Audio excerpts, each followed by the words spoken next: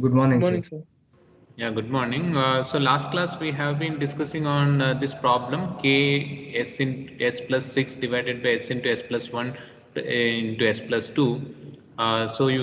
You have all got the poles and zeros. You have three poles and one zero. So poles are located at 0, -1, -2, and zeros are located at -6. And also we have seen that the branch of the root locus always starts from a pole and ends to a zero, and the number of branches of the root locus is whichever is greater, either pole or zero, whichever is greater. So here 3 is greater than 1, so we wrote that the number of branches is 3, and real axis lies on the root locus if the number of singularities to the right to this point are odd. So all these things you have done in the last class. We have drawn the poles and zeros as well as the asymptotes. So we have generated the number of asymptotes is 2, and the sigma A was 1.5, and you got the angles at which the asymptotes are placed is 90 and 270 degree. So all these things you have completed in the last class. And then we have also seen that it is symmetrical to the real axis. That was step 7, and breakaway point also we found out by using dk by ds is equal to 0, and we got the breakaway point. So when you did for that, you got the three values, that is minus 0.4429 and minus 8.455 and minus 1.6202. This all we did it in the previous class. We found that the values minus 8.455 and minus 1.6 are not called as the breakaway points, and thereby you can find out the values of k, and you got it as minus 165 and minus 0 0.0. So both are negative. So we can strictly say that they are not the breakaway points. So this we did in the previous class, and we also have calculated that one more value is left out, that is the 0 minus 0.4429, and that is called as the breakaway point, and we generated the value of k. At that value we got it as 0.069. This is what we did in the previous class. I think all of you have completed till step 9. The root locus is always symmetrical with respect to the real axis. All of you have completed still till step 9.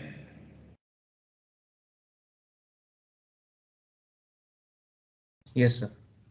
Okay, so we have to do step 10.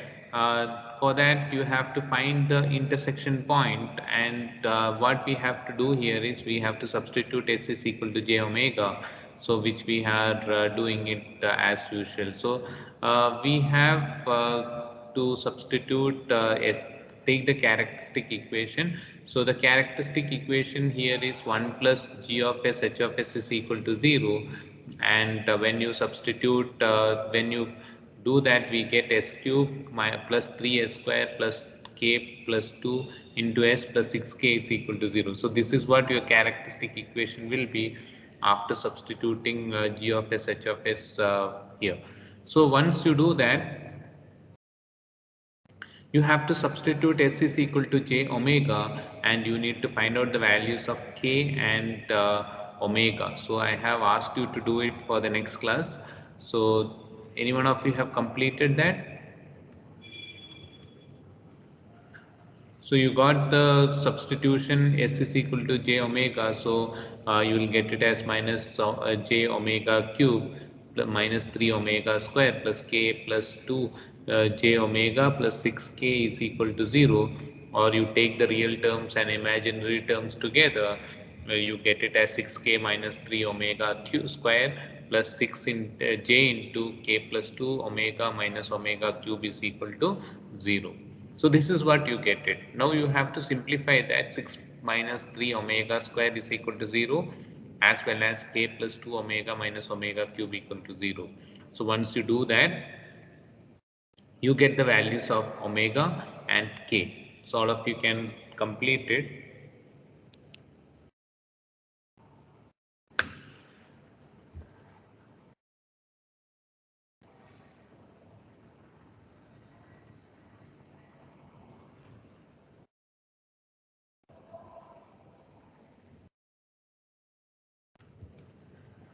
So after completing, just let me know that what is the value of omega and what is the value of k.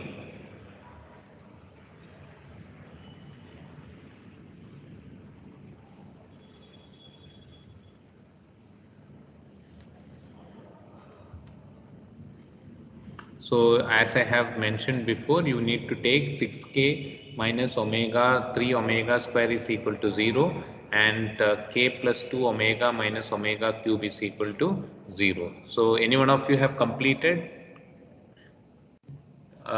what is the value of omega and k?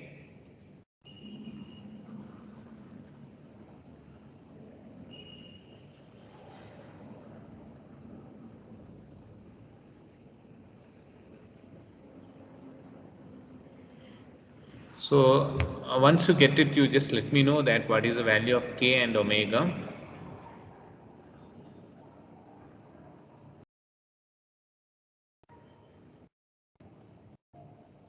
After finding out omega, now you need to go for the plot, okay, root locus plot. So 50% of the diagram you have already plotted that poles and you have also plotted 0 and you have made the root locus plot as well. And now you need to take the centroid and all those things you have to take, and you need to plot the asymptotes. After that you have to come across this points, that is the value of omega whatever you get it, and plot it and see that how the root locus goes in parallel with the asymptotes and finally meets the infinity. So it has to be symmetrical with respect to the real axis as well. So we can see that how you will get it.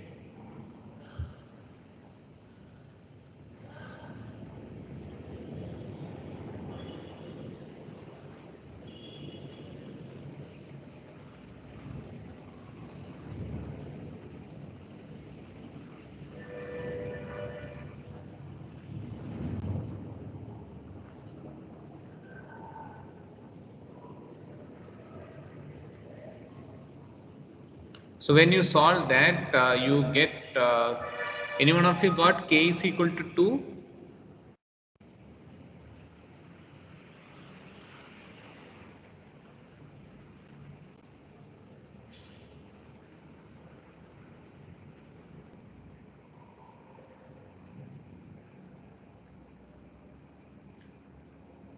Do it fast.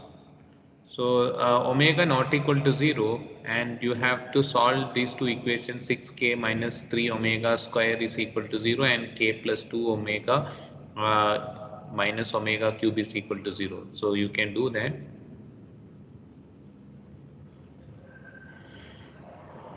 Any one of you have completed? You got k value as 2?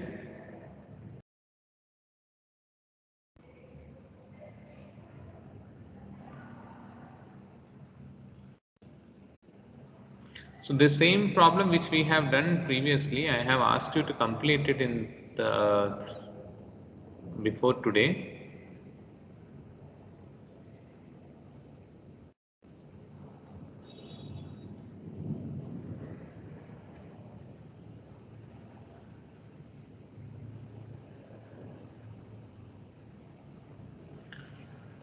So any one of you have completed? Yes, sir. Okay, so you can start with the plot. So you can just whatever you have plotted, you can continue the plot and check how your plot goes with. Okay. So you need you get it as k is equal to 2 and omega is equal to plus or minus 2 you will get. So once you get omega is equal to plus or minus 2, you have to put plus 2j and minus 2j as well. So you can say that the system is stable for 0 less than k less than 2, and otherwise the system is conditionally stable.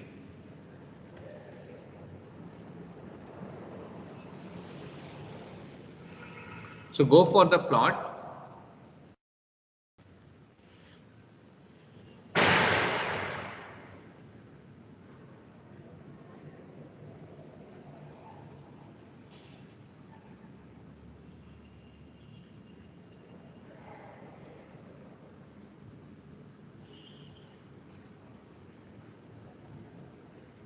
So I will take you through the plot. Let us see that. So we have to put the poles, and we have 0 as well. So you have to see that here you are going to get one root locus, and here it is another, and you have to plot this point, that is 2j as well as minus 2j. So this is at k is equal to 2. You need to also go ahead with asymptotes. You got the centroid sigma a as well as 90 and 272 asymptotes as1 and as2. So you have already plotted these things before. Only thing is that now you have to find out this breakaway point which you have found there, that is minus 0.4429, this point. The arrow mark should point towards this point, and then you need to connect with free hands from here like this, and this has to go in parallel with the asymptotes as1. It will go in parallel with the asymptote as1 further. Here if you do, you can say that you have to plot in this way, and again it has to go in parallel with asymptote as2. So then they will meet at the infinity. Okay, so that is what you have to go ahead with. So this is what the plot you will get for this problem. And we have also told that the system is stable for k value 0 less than k less than 2.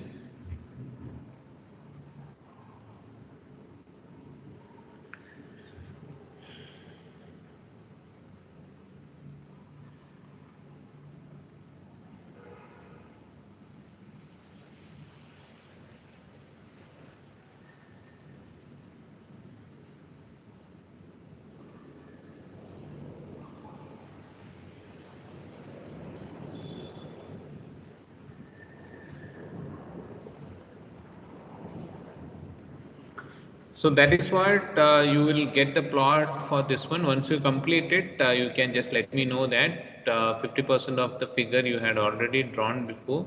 So just draw that breakaway point and complete that root locus.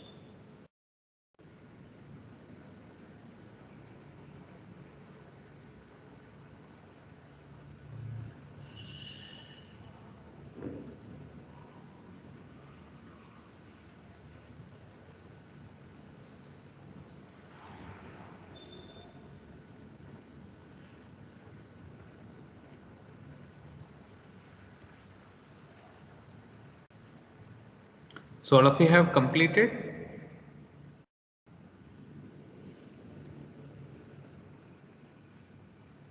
I'll give you 1 minute time to just connect those points. Draw everything with free hands.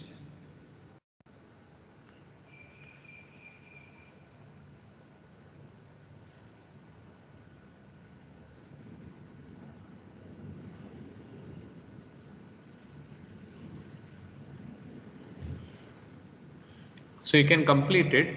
I'll give you 1 minute time and complete that. Completed, sir. Okay.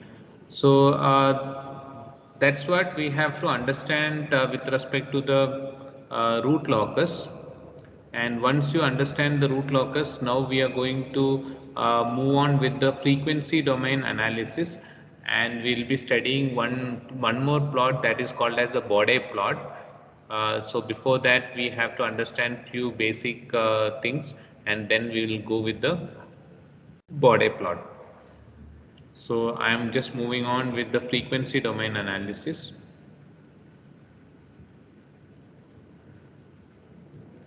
So all of you can just write down frequency domain analysis, the heading, and stability. So you are going to see that you are going to take the frequency domain analysis and check the stability of the system. Here we are going to see few equations and few theory concepts. So let us go through that now. Okay.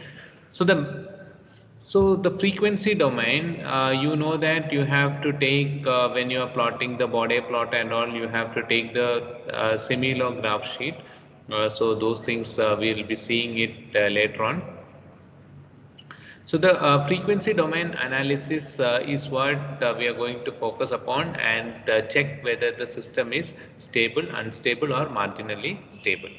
So to find out that the magnitude and phase relationship between the sinusoidal input and the steady state output of the system is uh, termed the frequency response. So what we are going to see here is magnitude and the phase relationship. This is very important.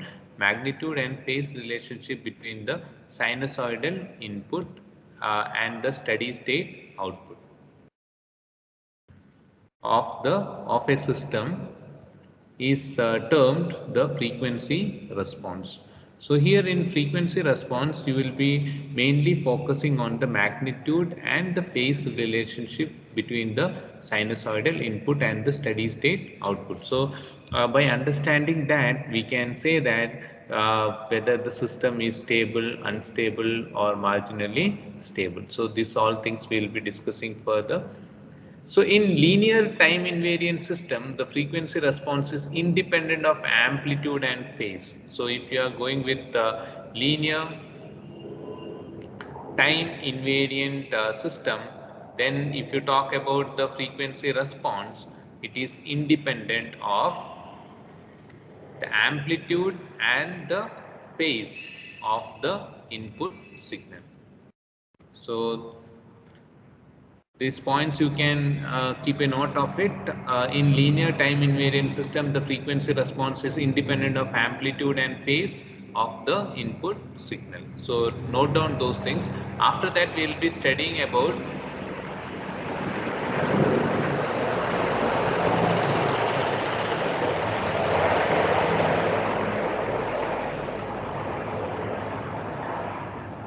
So after that, we'll be studying about some of the advantages of the frequency domain. So let us first complete these points and then move on with the advantages of frequency domain. So you can note down those points.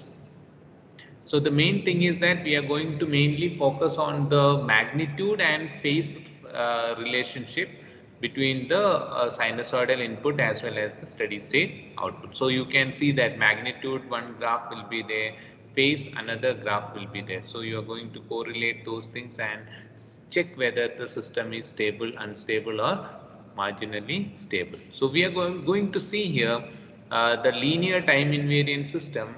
The frequency response is independent of the amplitude and phase of the input signal, and there are some advantages of frequency domain. We'll see that. You just keep a note of these things: frequency domain analysis and stability. So these points you can make a note of it.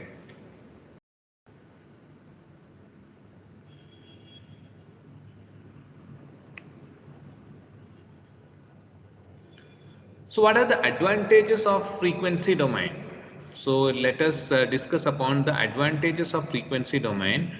So the advantages of frequency domain is, first one is computing frequency response for a range of frequencies, that is omega, is useful for identifying the system transfer function. So the frequency response, when you are calculating the frequency response for a range of frequency omega, so it can be 100 hertz, 1000 or 10,000 or 20,000 or whatever it is. So we are going to see that for a range of frequency omega is useful for identifying the system transfer function. So we are going to see the system transfer function for a range of frequencies. Okay, so that is one of the advantage here.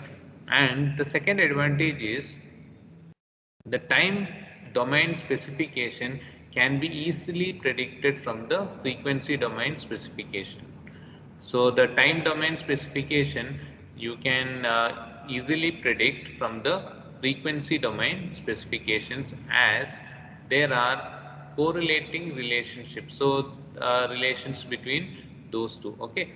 So you between their performance in the linear system. So what you can see that the time domain specifications can also be predicted from the frequency domain specifications, as there are correlating relationship between the performance in the linear system. So this is what the two advantages of frequency domain that you can see here. So you can make a note of these things.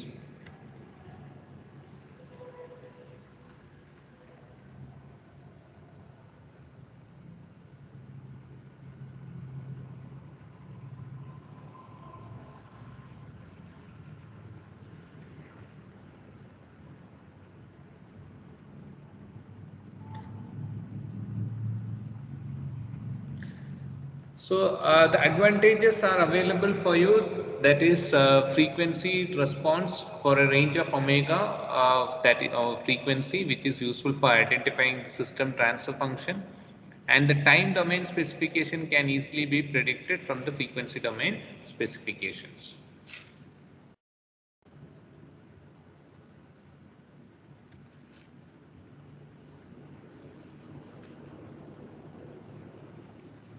So you can make a note of these advantages as well.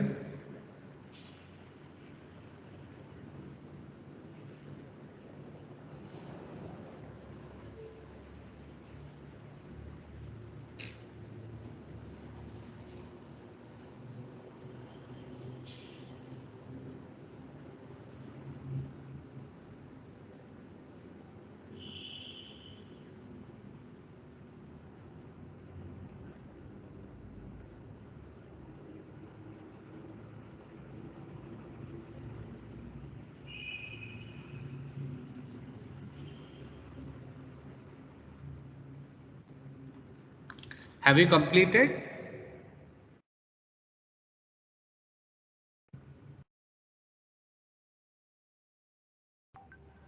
Yes, sir. Okay. Okay, fine. So let us continue further.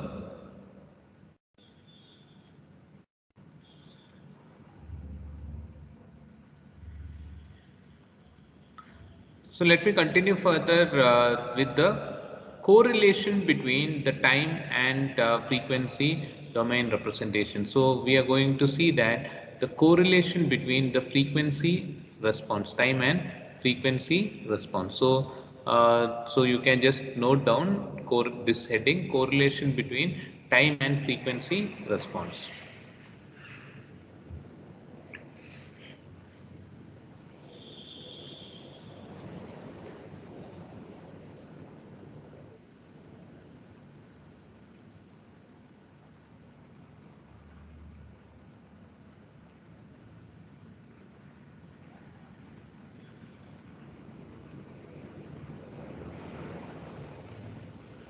So correlation between the time and frequency response, here we can just take one block representation and we can try to explain it, the correlation between the time and frequency response. Here we will be discuss the relation of frequency domain with the resonant peak, that is MR is notation, that is called as the resonant peak, and the resonant frequency, that is called as the omega R, and the bandwidth is W, bandwidth is BW. So we can see that the correlation between the time and frequency response can be discussed over here, and where we are going to see the relationship of frequency domain with resonant peak MR and resonant frequency omega R with the bandwidth of BW. So let me just consider a second order system, and let us just take the second order system which we have studied before. So with a negative feedback mechanism, so you can see that you are considered a second order system where it is omega n square divided by s into s plus 2 sigma omega n, and this is given a negative feedback. So this is what the second order system we have considered with a negative feedback mechanism.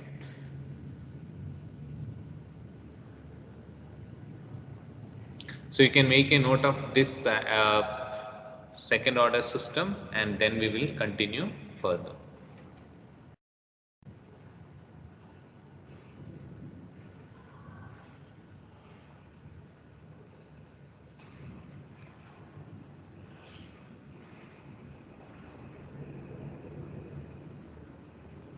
So you can make a note of these things. We are discussing now correlation between the frequency and time response.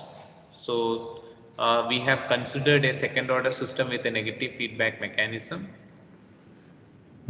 And here we'll be discussing the relationship of the frequency domain with resonant peak MR, resonant frequency omega R, and the bandwidth BW. So we'll see one by one.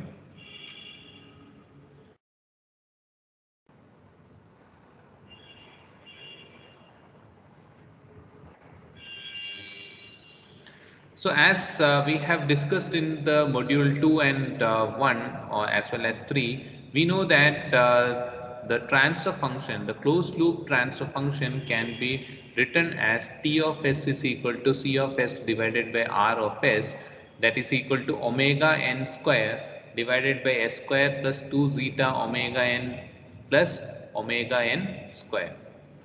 So you can just write down the transfer function and then we will proceed further.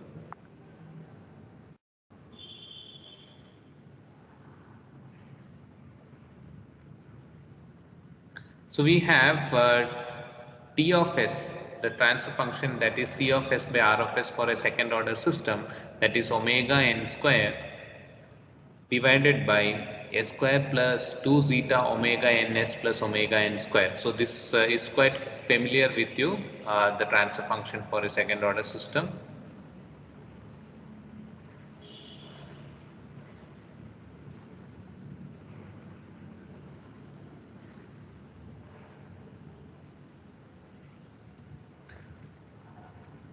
So the frequency response can be obtained by substituting. What you need to do it to obtain the frequency response, we need to substitute S is equal to j omega, which we have done in the previous topics as well. We have to substitute S is equal to j omega. So after substitution of S is equal to j omega, let us see how the equations get converted to.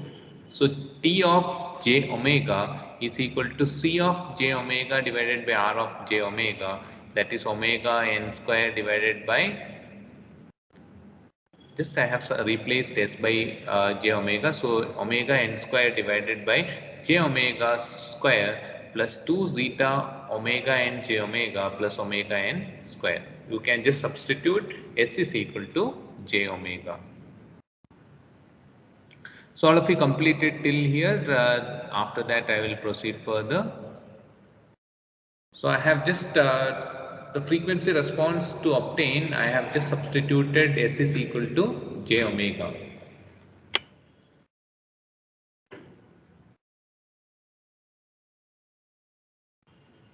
All of you complete these equations.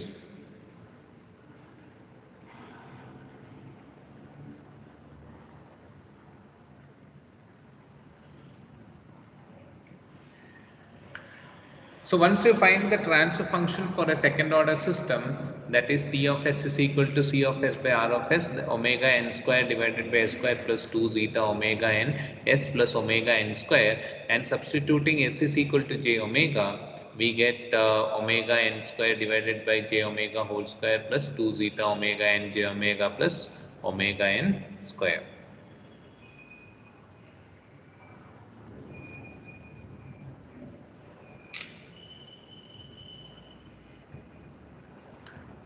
So further simplification, when you go for further simplification, you can see that it will be 1 plus j square omega by omega n zeta minus omega by omega n whole square. I have simplified it in this form. And what you have to do further is you are going to take omega by omega n as a new term, that is u. So u is combination of omega divided by omega n. So you can, where omega by omega n is there, you can replace it by u.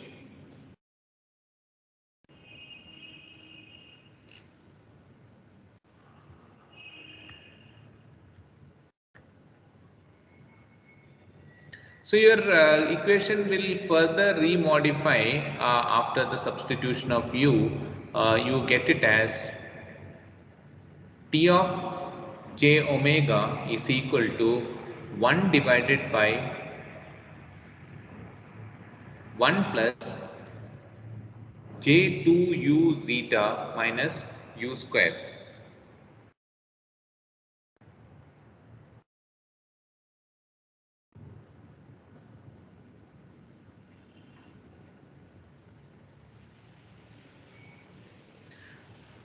So all of you got t of j omega as 1 divided by 1 plus j2u zeta minus u square. I have just substituted s is equal to j omega and replaced omega by omega n as u.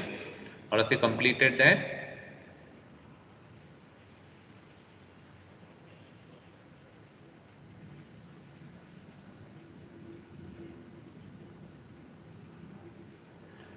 So in correlation between the time and frequency domain, in the frequency domain analysis, you have taken a second order system, substituted s is equal to j omega and u is equal to omega by omega, and you end up as t of j omega is equal to 1 divided by 1 plus j 2u zeta minus omega u square. Have you all completed?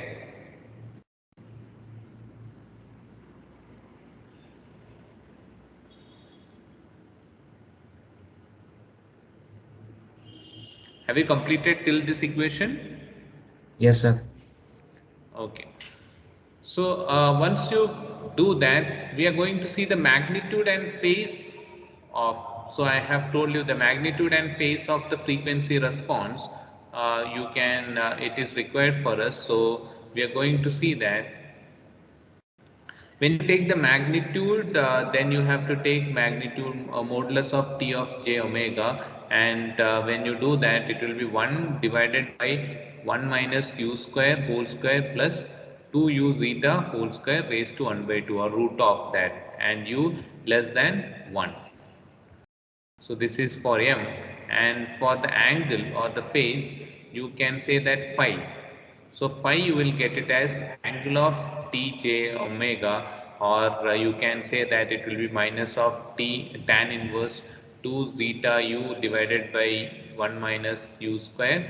This is for u less than 1, and 180 plus modulus of tan inverse of 2 zeta u by u minus 1 minus u square, that is for u greater than 1. This is for phi. So you get the magnitude as well as phase of the frequency response.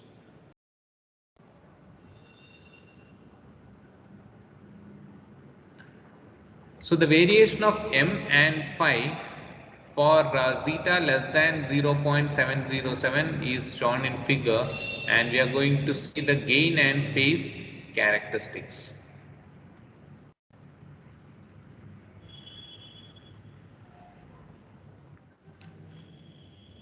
So these are the equations which we have to understand in order to understand the Bode plot, which we are going to do it further. So this is the basic things what you have to understand here, that is the magnitude and phase of frequency response m and phi. So you can say that it is 1 by 1 minus u square whole square plus 2u zeta square raised to 1 by 2, and phi is angle of tj omega, you get minus tan inverse of 2 zeta u divided by 1 minus u square, and when u is greater than 1, you have to make it as minus 180 degree plus modulus of tan inverse 2 zeta u divided by 1 minus u square. So the variation of m and phi for zeta less than 0.707, we'll see in the figure, and which shows the gain and phase characteristics.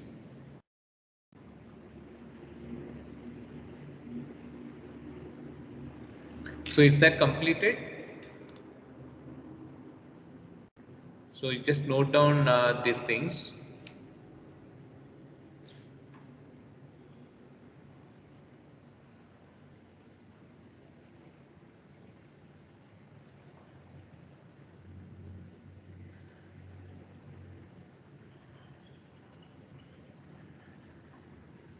So we have to understand that the frequency response of magnitude and phase is what we obtained here.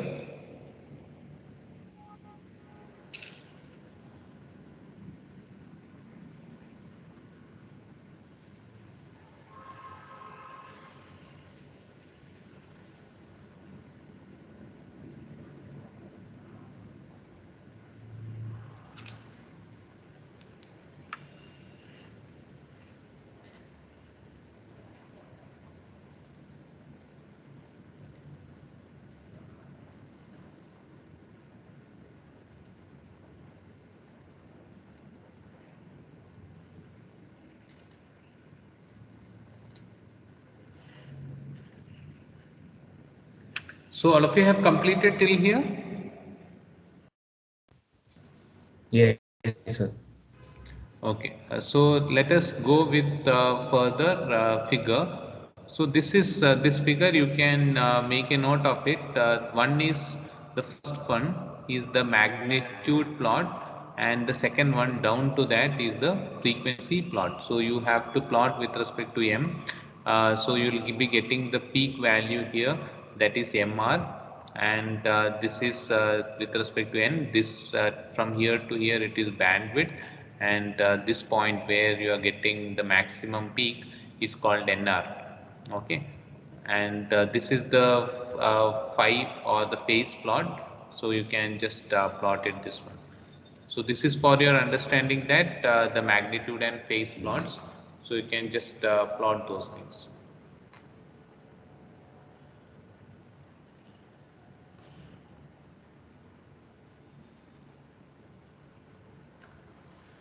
So in frequency domain representation, we will be doing both the magnitude plot as well as the frequency plot. Sorry, phase plot. So we will be doing both magnitude plot and the phase plot. So you can see here the first one is the magnitude plot, and the down one you have to draw, that is the phase plot. So phase plot is not seen. Yeah, I will show that. So you have to take with respect to 5 degrees, okay, one of the side, and then you will be getting in this shape. So you'll be doing so many problems. That time it will be clear.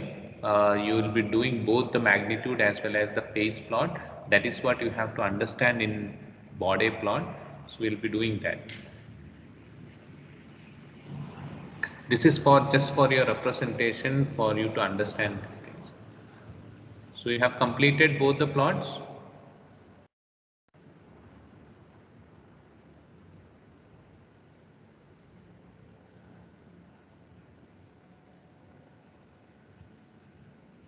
Here the axis is m, and here the axis is phi degree, phi in degree. Okay.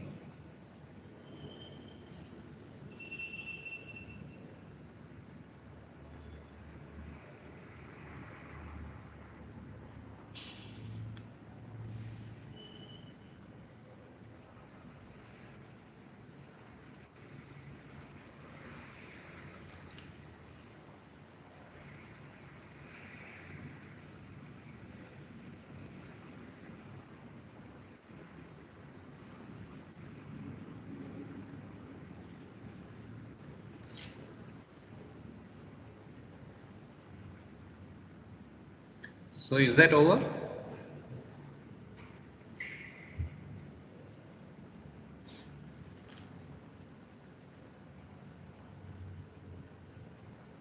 So this is the frequency domain analysis, and where you are going to see the magnitude as well as the phase plot. I think you might have completed this.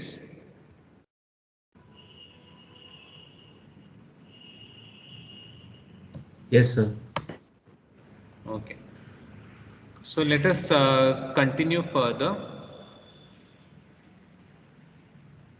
So in frequency domain specifications, we are going to see the resonant peak. The resonant peak, so you have seen that in the figure as well. The resonant peak is the maximum value what you obtained here. So this is MR. This is called as the resonant peak. So we are going to see that in frequency domain specifications, the resonant peak is MR. The resonant peak MR is the maximum value of M, that is M is equal to modulus of T j omega. It is very good measure of relative stability of the closed loop system, and large MR, if you are getting the value of MR is large, corresponds to large overshoot in the transient response. So if the value of MR is high, or you are getting a larger value of MR, then it indicates that there will be a large overshoot in the transient response. The next one is called as the resonant frequency omega R. So we will see that resonant frequency omega R. So you can just note down this resonant peak. It is denoted as MR, and it is the maximum value of M. So it is a good measure to understand the relative stability of a closed loop system, and also MR, larger value of MR corresponds to large overshoot in the transient response.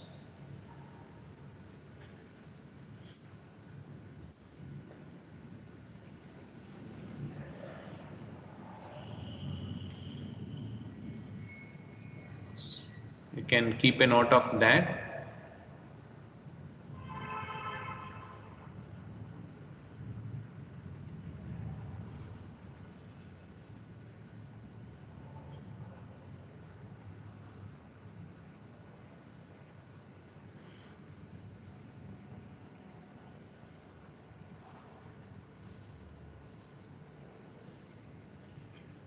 So the next one is resonant frequency, that is omega R. So we will discuss upon the resonant frequency omega R. So the resonant frequency is denoted as omega R, is the frequency at which the peak resonant occurs. So this is omega R is called as the resonant frequency, and that is the frequency at which the peak resonance occurs.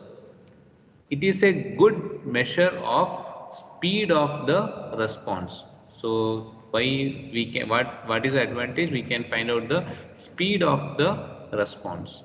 So higher the omega R, faster the system response. So you can note down that as well, resonant frequency omega R.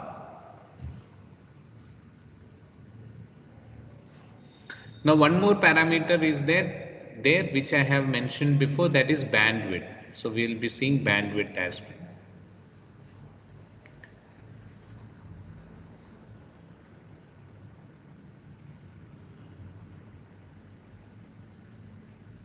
So note down this important points.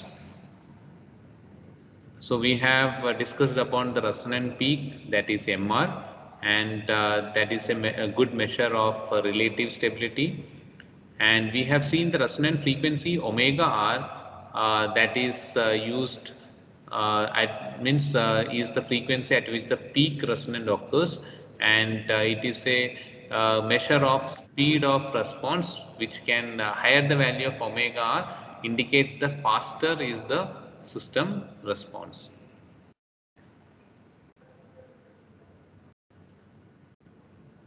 Now we will just discuss upon the bandwidth. So bandwidth is denoted as BW. All of you know that the frequency at which the magnitude M drops to 0.707 or 3 dB down from the maximum value. So from its zero frequency value. So what you can say, the frequency at bandwidth, if you want to calculate the bandwidth, you can say that the frequency at which the magnitude M drops to 0.707 or 3 dB down from its zero frequency value. So a large bandwidth corresponds to a faster rise time, since higher frequency signals are easily passed through the system.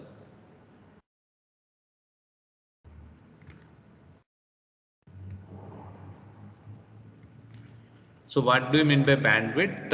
You can say that frequency at which the magnitude M drops to 0.707 or 3 dB down. You have done in many of the experiments also, you might have seen that you have taken 3 dB down or 0.707 down from its zero frequency value, and a large bandwidth corresponds to faster rise time, since the higher frequency signals are easily passed through the system.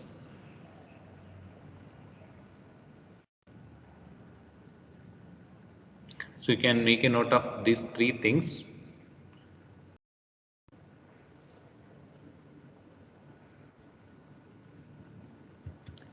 So you can make a note of this resonant frequency, omega r, bandwidth, BW, all these things you can complete it.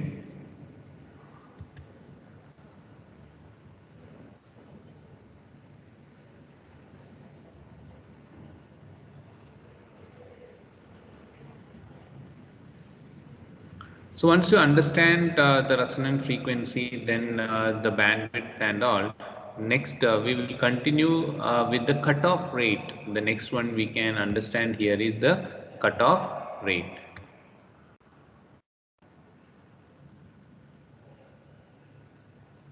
So what do you mean by cutoff rate?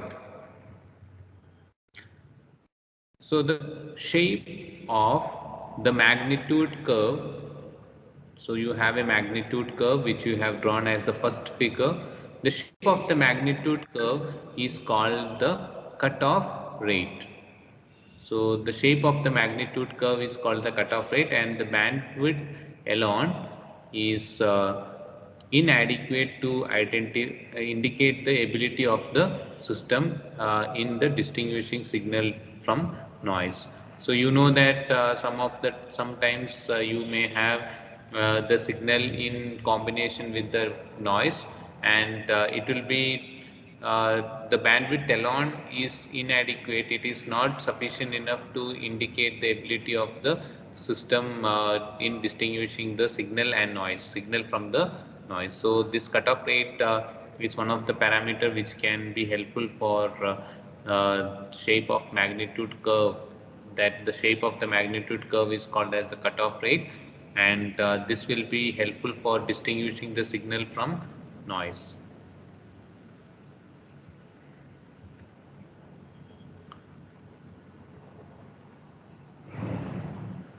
So we'll be seeing the expressions for the relationship of MR, omega R and bandwidth. So we'll see that. You can note down these things.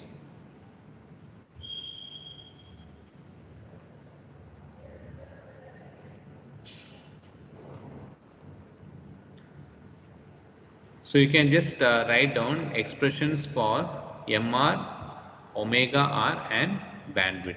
So we'll see this in the next class. So it's already time. So we can wind up with this here. Thank you all. Thank you. Thank you, sir. Yeah.